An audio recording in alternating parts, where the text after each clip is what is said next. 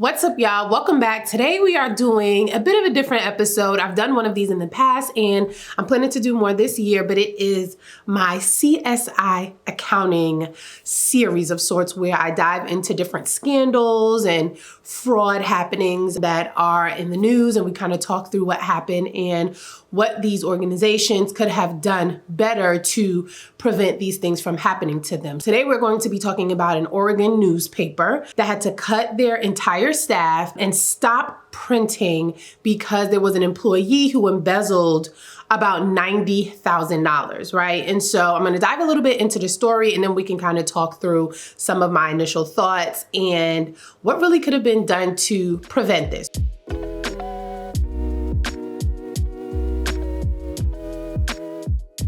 Long story short, an employee embezzled about $90,000. Bills were marked as paid, right? But major suppliers, including the electric company and the paper's actual printer, didn't get their check. So first red flag here is that fact that the bills were marked paid, because my thought is the same person who was embezzling, who was paying the bills, was also probably the person who was marking them. I'm sure there was some segregation of duties that just didn't exist there. So as of December 14th, so this is December 14th, 2023, company leaders discovered that there wasn't enough money in the bank for the next round of payroll. Another red flag, because how often are you checking the bank account? And as a result, they had to lay off their 10-person staff. Paper's owners then also hired forensic accountants to, investigate. And if you don't know, my master's is actually in forensic accounting. So when I hear of these stories, my ears always perk up as to what could have been done better, right? So here's a few things that I wanted to point out that kind of stood out to me when I was just even reading the article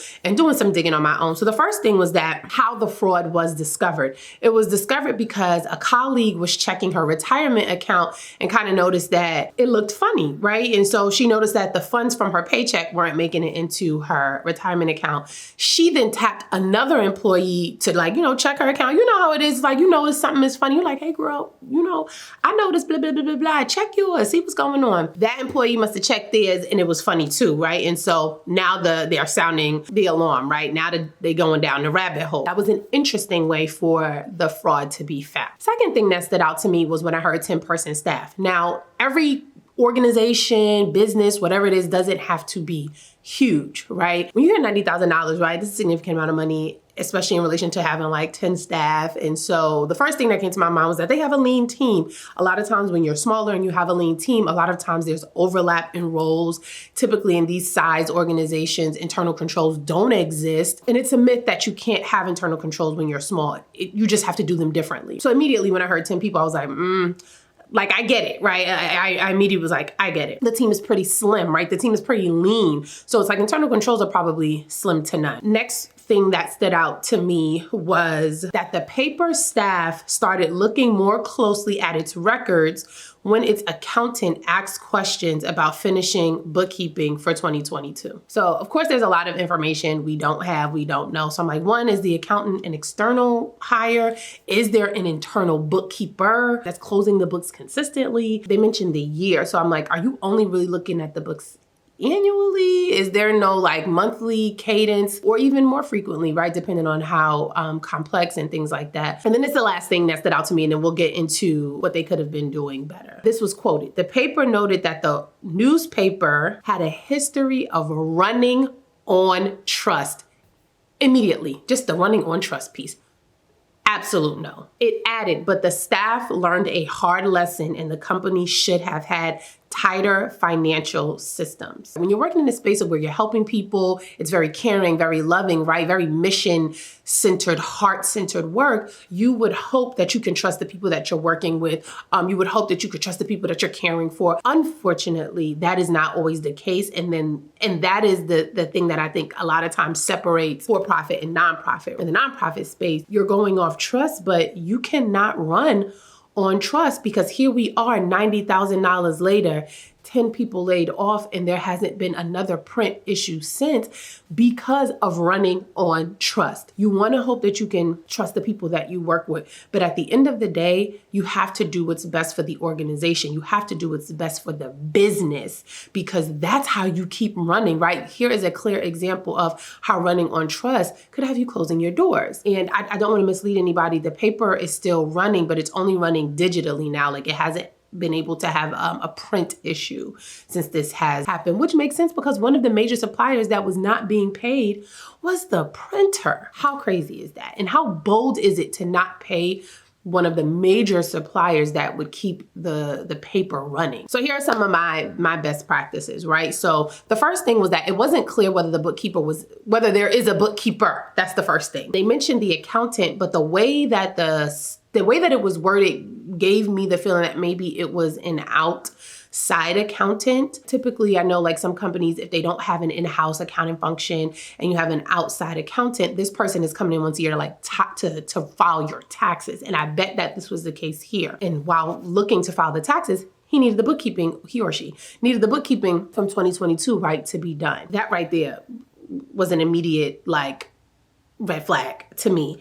And the best practice there, one, would have been to have at the very least a consistent bookkeeping practice, right? Categorizing transactions on a consistent basis, right? Reconciling the books, running AP reports, running AR reports, looking to see who was paid, who wasn't paid. The thing to point out here, right, is that someone else should have been doing it, right? So if that person who did the embezzlement, because they also didn't name the person or their role, if that person was doing the embezzlement, right, someone else, should have been tasked with actually reconciling and closing the books, and then someone else should have been reviewing. And so that's where the segregation of duties comes into place in those internal controls and how you actually uncover things that are happening that shouldn't be happening. And so at the very least, the owners should have been looking at some consistent financial reports on a consistent basis, weekly, monthly, to make sure that everything was on the up and up, especially when you're running such a small and lean operation. So a lot of times it's not even with the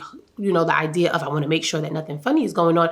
It's also like cash flow management. It's also making sure that, are there any expenses that we can cut? Are we, overpaying for anything? It's not only with the hope of catching fraud, but it's also should be a part of just how you operate to make sure that the organization is not taking part in any kind of erroneous expenses. There's no area where you could possibly cut expenses. There's no cash flow shortages that you see coming down the pike.